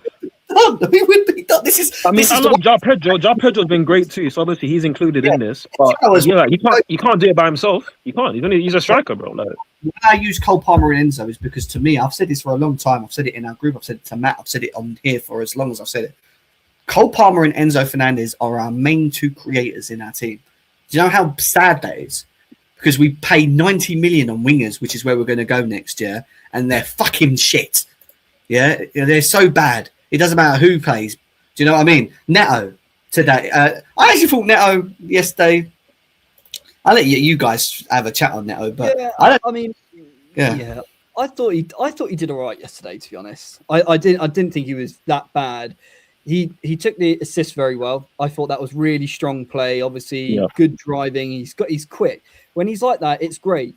Where I don't like Neto is for the first chance. It's that first chance is inexcusable to me. I remember I was watching it and I was like, "You're gonna shoot. You've got to shoot." And then when he crossed it back, it was harder to do what he did. And that to me is the inexcusable part to him. And to do what he did with the capitulation of pushing that ball boy, look, I get it. That he wanted to win, I get it. But what annoyed me more was at the end, the kind of talking about it and getting interviewed about it, saying, "Oh, I wanted to excuse that." No, don't apologise to the ball boy. Apologise to us fans for that shit performance. Mm-hmm. Do you know what I mean? Yeah. I'm so sick of this wokeness and, "Oh, I'm really sorry, this or that." Who fucking cares? He pushed him over. Get on with it. It's a game. Apologise to us fans. But Neto, to me, is very bipolar in terms of even the same as how Chelsea are bipolar FC. I find that Neto either will have one of these games where he'll be a 7 out of 10 or he'll be a 5. There's just nothing more you get out of him than that. I think he's absolutely reaching the best of his abilities earlier on in the season and he hit a peak and then he's plateaued. He took the assist very well for Fernandez, but other than that, he didn't really do much. He's just good and bad, isn't he? He's either really shit or he's good, but just shit still. Do you know what I mean? That's what I mean. He's always in that 7, 5 out of 10. He's never anything more. He actually played really, really, really well, and I'm like, Neto actually changed the game. I think it was Wolves away where he come on the pitch from a substitution. Maybe it was Hull in the cup, Hull in the 10. Yeah, and that's exactly. about it. Yeah, but that's I know Ads is not a big fan of him, and we had these discussions about Neto and Doku with Couch before, and we were talking about him as a player. I do need more from him. I really do need more from him. Back then, I was seeing a version that I thought was okay at the back of Club World Cup, all the way up to sort of the earlier part of the end of last season. It was looking like, okay, this is the level, because he was assisted, he was scoring, he was contributing, and I'm a big fan of that. If you're not always playing well, as long as like Ad says, you're doing something to affect the game, I will then hold you to value. Do you know what I mean? Because we we can't, unfortunately, beggars can't be choosers when you look at our bench, unfortunately, and who's coming on, you know, in circumstances. Because as good as Esteval can be, I knew he's not going to need a season. And yes, he was great against Barcelona and that, but I knew this was going to happen with him. He's 18. He's 18 or 19 years old. He's 18. He's adjusting to British weather. Like, it took me a while to adjust to the British weather, bro. The British weather ain't easy, man. Trust me, I'm 32. I still adjust to it, mate. It's been awful. But yeah, to that point with Neto, listen, obviously I've spoken so much about Neto, so it's good to hear you guys speak about it and kind of cover what I would normally say. But again, like I said, I'm not going to talk about centre backs or our wingers too much because I've said it all with them. But all I'll say again, I can't really talk about Neto without talking about Cole Palmer, because I'm looking here at the stats and they just paint a picture. The stats aren't, you know, the gospel. That it's just a reflection of what we saw. And yeah, I don't think it was a great game from Neto, but at least he gave me one great moment, because that assist. That's like world-class wing play. That's like, you know, prime Sane on the left, you know, driving with the ball. And we know Neto's good in transition, good way up past the Enzo, great finish. And that's, if he can give me that over a game and then be okay for the rest of it, which I thought he kind of was, I can accept that. And in fact, I wasn't even mad at the ball boy incident, because I kind of would have done the same thing too. It's just when we have a whole season of red cards, okay, I don't necessarily want to see that. You know what I mean? But overall, Neto giving me that game. And again, if you go back to the other screen with all of everybody's stats, right? And obviously you look at just the front four. For me, I'm okay with the front four being what it was, because maybe Joao Pedro didn't have his best game. It is what it is. Enzo had a great game, cool. Neto was whatever, and obviously got an assist. But then again, if you bring up the full page here, Jem, you'll see Cole Palmer. That's the marquee guy. That's the marquee guy. That's our Ousmane Dembele. That's, you know, our Lamine Yamal. That's our, you know, in his prime, De Bruyne. This is meant to be our current day Eden Hazard. So when all the Palmer fanboys are crying, how can you talk about Cole Palmer? You think I wouldn't be talking about Eden Hazard if he was this consistently poor in big games? But I don't need to say that, because Eden Hazard was consistent. Eden Hazard was that guy. The guy that these guys are acting like Cole Palmer is. And right now he isn't. He will be. Cole Palmer is that good that he will be that. And part of it is because of the extra reliance on him and the ownership and the lack of accountability in the whole. Yes, I'm glad we can again. The whole lack of a whole accountability in the whole structure of this club is why Cole Palmer has too much on him. Again, Jem, you've known me a long time. I've not been this mad for ages, bro, and I'm doing my best to keep my composure. But I'm fuming, man. Yeah, because you knew we threw it away, and ultimately it was another game again where we got let down from the same shit that we've seen all season, because we self-destruct, because we can't get it across the line as a group, because we can't rely on our manager to make right decisions and substitutions. There's always something it's the same rift of things that keep happening. Eventually, after a while, it's like anything. It's going to grind the most positive individual in the world, barring Rob, by the way. He's a different fucking animal. He still thinks we're probably going to win the Champions League after yesterday. But, next time I see Robbie, he's getting cooked, bro. He's getting cooked. He's got the worst. I'm not going to get into it. Rob kills me, man. He's something else. But this guy right here, right? He looks like, I can't take it out of my head. Ever since someone put a picture off of that guy out of In-Betweeners, Will, I can't get it out of my head. That's what I'm looking at all the time. Isn't it? Like In-Betweeners, Will. This is what he does look like, doesn't he? Talk about him, innit? Talk about the manager. But by the way, I'll say my shortness on this, because I'm going to be with the same energy as I was when we appointed him. This is my faults with him. I don't care. No, I do care that, yes, he can make some tactical flaws. Yes, he can, you know, impact the game differently. Yes, he could do a system set up differently, whatever. Yes, all them things we're going to talk about, I'm sure you guys are going to mention, are a thing that let us down. But ultimately, why I don't hold as much fire on him is because he shouldn't be here in the first place. Yeah. And there's only one person that I am pointing the fingers at now, because I'm getting fed up of seeing Potter, Lampard, fucking Rafinha. You know, Maresca was a one-off, all right? And he's left after winning 2 trophies. What does that go to fucking say, by the way? Yeah. So, you know, the ones that have come here, the inexperienced ones that have come here, have all failed. So why am I now going to keep cooking someone that's just not really ready, but being asked to do a job to take us to that next level? Because our board think that the vision of getting to the top is by just appointing these guys that are just not ready. My heat for him this season, it's going to be limited, because every time we fail, it's going to remind me of Potter, Lampard, and now him. The same things, the same risks, the same problems, the same decision makings. They're not ready. So crash it on him. But ultimately, all of this energy should really go past him and up to the top, because he was the one that got put on this position by our fucking so-called know-it-all, Wegbarley, Clear Lake bullshit owners. So there you go. Yeah, I mean, yeah. I couldn't agree more with that, really, to be honest. And I think what's difficult is we all knew Liam, he's not good enough for the job. Very clear, like very inadequate for the job. He should have had the job if he ever did incredibly well for 4 to 5 years' time or whatever. I think what most of us, or me mostly, and I'm sure a lot of other fans, is that this was always going to happen when we start losing and I start hearing things that we are 1 or 2 players away from being an outstanding team. To me, that is just a Clear Lake PR mouthpiece. That is all you are. And I cannot stand a manager. You're telling me that this man's got a backbone. I just can't see it. I can't see it. You see even like the way he dresses, everything. It's just, he's friend zone FC. That's all he is. And I can't bear to see, and this is what I said, I tweeted this out. The disconnection I have from this club now is just like, I've just lost love for it. Like, and it sounds awful. I love Chelsea bits, but what I'm getting from him, what I'm getting from the board and everything, nothing's going to change, and it's only going to get worse. So I can't see whoever we're going to bring in, and I think it's what Jem's alluding to, it's going to be the same. But what I can't stand with Liam is he talks the talk, but then he just doesn't walk the walk, and it's like, oh, it's all right, we tried, we'll learn from our mistakes and we'll go again. And that's all we've become as a club now. We just, we tried, we'll go again. And the big teams as well, right? Because the 3-4 big challenges. Yes. And this is it. And this is with Maresca.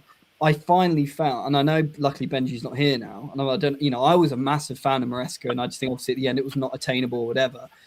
But at least in the big games, I felt confident in those games going into them, thinking we actually can out-tactic these teams.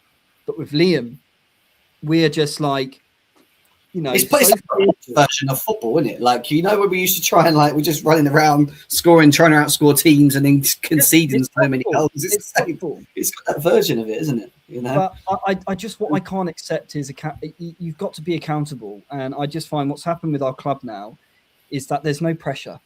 We're just we're mediocre, and that's it. You hear Feliciano, whatever, a couple of days ago, we're on track. And you're right, Jem. Whoever we bring in, it just goes straight back to the top. Guarantee, like I said in the summer, we'll be linked to some of these world-class players. Yeah, Felipe Luis next. He got sacked. That'll be the next one. So, I don't know. I mean, there's so much you can say about Liam, but at the end of the day, I don't think it's his fault, because he shouldn't have had the job in the first place. So he's always going to be inept at his job, because you're going up against Luis Enrique. Sorry, Racina, Luis Enrique. Like, what do you expect? Yes, the Jorgensen thing, inexcusable. And it was always going to be shoved back in his face if it went wrong, and it has gone wrong.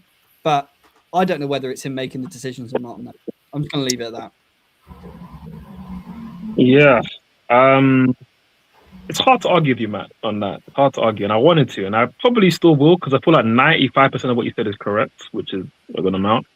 I think with Liam, the way you described him was almost like you were describing, essentially like Potter 2.0, which largely it kind of is. And ultimately, I'm glad that you both went first, because, again, I don't want to have to do the purposes of, it's not really Racina's fault, it's the board, right? Because we know what it is. That's the truth. But obviously, with Racina, he kind of is Potter 2.0. And of course he is, because that's why they hired him. That's the remit of manager they want to hire. They hire these inexperienced guys that they can control. When Tuchel was there, obviously, because he was so loved by the club and he was a winner, they didn't want to sack him straight away. But as soon as they got opportunity to, they got rid of him. And who did they sign? Potter. We can control that guy, blah, blah, blah. Then Lampard came in as an interim. We can control Lampard. Then who came after that? Poch. We can control Poch. And then even though Poch maybe had a little bit more of a personality than him, that's why they fell out with him and he left.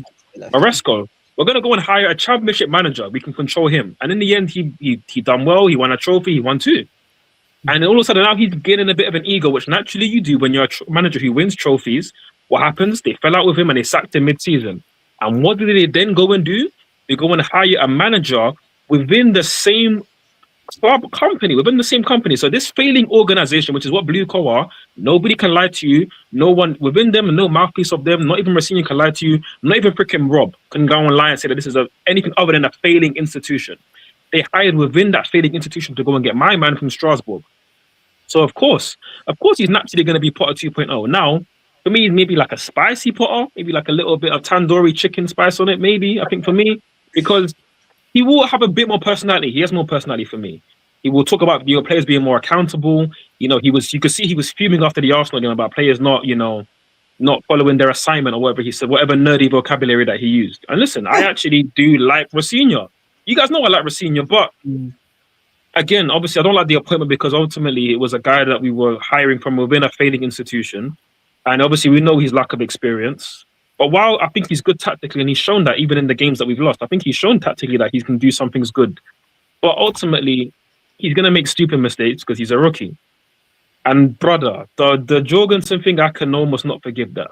Like, again, somebody on this planet where maybe it's got to be his dad, Leroy Racine's got to go and slap him. Because, brother, the decision to go and start my man against Paris, I will never forgive that. And I could probably do another round if I wasn't tired. I'm tired. I need to go and eat. But again, it's been good that for me to even get this out because it's so frustrating. And I have so much passion for this club, regardless of the fact that I got this badge on. I got a lot of passion for this club, and we all do. But we're all naturally falling out of love for it. We're all getting into a mode of apathy because it's long, bro. It's long supporting something where, in reality, imagine one of your friends is acting like Chelsea. You wouldn't support that. You would be telling them, bro, fix up. It's not making sense what you're doing, bro. And that's ultimately what Chelsea are doing. And again, if I could go to the club and tell them and not get thrown out or be put in jail, I would tell them that what you're doing does not make sense. But hey, man, it is what it is. We'll be there for the second leg. We're not going to go through because we know what it is, bro. There's a 95% chance we're going out. And this season, it's only going to be down to the FA Cup to win something. But even if we win that, and even if we get top 5, which I think we should, but it's touch and go with Villa. Like, we have to get Champions League now just because of we do have to, and obviously I think it'll be important, and I think we should finish above Villa, which is the main thing I'm looking at, because United with 1 game a month, they should probably be fine. Liverpool with their firepower should eventually click, but obviously they lost midweek as well. But with us and getting top 5 in Europe and maybe winning a trophy, that's great. But ultimately, we saw what happened in the summer when we got top 5 and we were told about how important it is in the briefs to go and win a trophies, which we did, and get top 5 and get money. But then what did we go and do? We spent 95 million on Shirley Carter from EastEnders and freaking Bino Kittens, bro, to improve our left wing. That's what we went and did. And we had Cole get injured. We didn't upgrade that. Here I am saying I wasn't going to run, and now I'm ranting again. But either way, you guys know what it is. Maybe top 5 won't be important because we might go and get top 5, win a trophy, and then maybe go and sign, I don't know, some fucking scrubs from Brazil. I saw as well, bro. I've lost control. I'm fuming, but it is what it is, bro. The club might be actually finished, bro. It might be finished. The other bro, like, just go for what the back you said there, like, the problem next for us is that we can't have another summer window like this. If we go into next season hearing infernal retard solutions, and all these bollocks, Quenda's here now, we don't have to buy anyone else. The lap just needs time. Don't worry about it. He's 1 year in. We'll keep him. What we'll do is we'll bring in a mega because we don't have to buy him. We've already got him, so we'll put him as the 3rd striker, and we'll have João Pedro and him. Like this is the mentality of the people running our club. And I said this to Don earlier in the group chat. I said to him, I said, imagine the window that we just went through when we all sat here and said it was a 3 out of 10, 4 out of 10. Imagine us fans being able to know that we were in trouble going into this season domestically and even in cup competitions, based on the decisions that our own board made, that they think in their minds is going to take us to the next step. How scary is that? That they think that this is good, what they've done. And the fact that we're sitting there going, don't get Garnacho, don't get Delat, we need more than that. Go and get a fucking centre-back. We want a centre-back. We need they're not good enough. And they're not listening. Internal solutions. That's what we got told about the centre-back. It's scary that a bunch of fans, us fans, can sit there and go, this is, this is what we know it's bad. We've rated it like this, and the fact that we've got to the end of this season and it's just proven us right makes our board look so stupid and thick. It is ridiculous. Like, it does, and that's what scares me because we've got to trust these guys, and they're not competent. They're not good enough to know, to go into these wars for players that are seniority or have a bit of quality that could take you maybe to that next level, even if they don't start, but they're a good bench player. I'll give you an example, and you might disagree with me. What was wrong with Lookman as someone that could just come in and play off the? He was perfect. Yeah, he's perfect. He wasn't expensive. I'm not expecting him to come in and be Eden Hazard. I'm expecting someone just to come in to have quality off the bench, so that when we don't play our best core players, we can go to Wrexham, we can go to whoever in the FA Cup. We can, you can utilize your squad better because you've got the quality, and the manager himself that's got the squad can go, I trust them because we've got the players we need to continue the system, to be consistent in the system. And that's the problem. We haven't got that. As soon as we could take our 11 out, and we've seen it doesn't matter who we play, we've seen it so many times, they let us down because guess what? They ain't good enough. And they don't get that in their heads up the top. They don't understand. They just, how do they watch this all season? How are they watching, go into these games and going, the guy's walking up to Ryan Reynolds after Wrexham game. Good game. What a game. Yeah. Yeah, Wrexham. We just conceded 2 or 3 goals against them, man. Why are you having a good game? They play football, mate. The thing is, they just play football. They don't care about it. They're going, this is a bit of fun. Like, we're making a bit of money along the way. They're not competent enough. They've shown us in the third window when the manager's just won something, got you Champions League, was told that what we actually did in that season was ahead of schedule, by the way, because we weren't meant to have got Champions League and got a trophy. And now, anyway, I don't want to get into it. That's another story for the end of the season. The board and the manager. So let's see how we got with Newcastle. We've got them on Saturday at 5:30. Yeah. Tomorrow, I don't know. We're not doing match preview tomorrow, are we? I don't know what's going on tomorrow, but we have got the countdown. 5:30. Yeah, I won't be around tomorrow. Actually, I'm out anyway, so probably nothing tomorrow from me, unless Matt's doing same. But I don't think anything till 4 o'clock. It's on at 3. 4 o'clock on Saturday. We'll do the countdown. I'm actually thinking of maybe doing. Is it on TV? Maybe doing a watch along for the Newcastle game. Yeah, I'm not sure if I'm maybe about. I'm going out. I might have to watch. I might not be there for the watch along, but we'll get it set up. Yeah, countdown set up, maybe a watch. I'm not sure yet. It might just be a countdown and the usual stuff. We'll see.